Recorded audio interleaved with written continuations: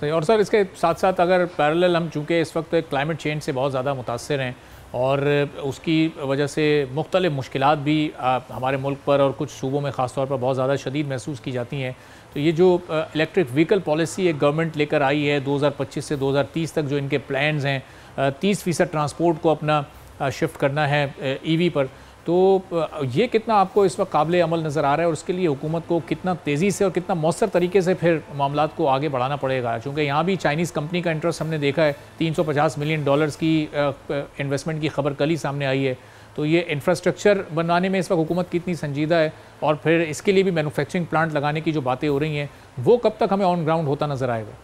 ये electronic vehicle जो हैं वो बहुत ज़रूरी हो गया, पूरी दुनिया में इसका ट्रेंड है, क्योंकि पोल्यूशन जो है ना वो उसको कमी हर दुनिया में महसूस की जा रही है। और हम तो पहले 8-10 मुल्कों में हैं जो सबसे ज़्यादा जो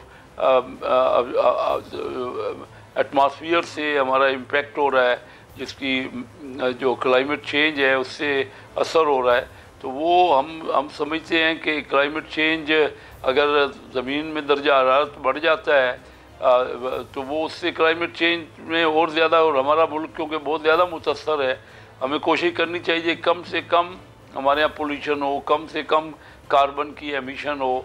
और उस सिलसिले में पूरी दुनिया में इलेक्ट्रॉनिक कारों का अब ट्रेंड है और वही लेटेस्ट प्लांट लग रहे हैं। चाइना ने बड़ी जल्दी पिछले 5-7 साल में बहुत बड़ी तादाद में इलेक्ट्रिक व्हीकल्स के प्लांट लगाए हैं और वो एक्सपोर्ट कर रहे हैं बड़े अच्छे रेटों पे। उनकी जो ऑटोमोबाइल है उसके नर्ख भी कम है और पाकिस्तान में भी बड़ी पॉपुलर हुई है इलेक्ट्रॉनिक कार्स। और मैं समझता हूँ कि इससे हमारे पोल्यूशन में कमी होगी। ज़रूरत है हर जगह, अब तो ग्रीन ही टेक्नोलॉजी पे जोर दिया जा रहा है और यही होता है कि नाइट्रोजन की जो कम से कम एमिशन हो, पेट्रोल और डीजल का इस्तेमाल कम हो।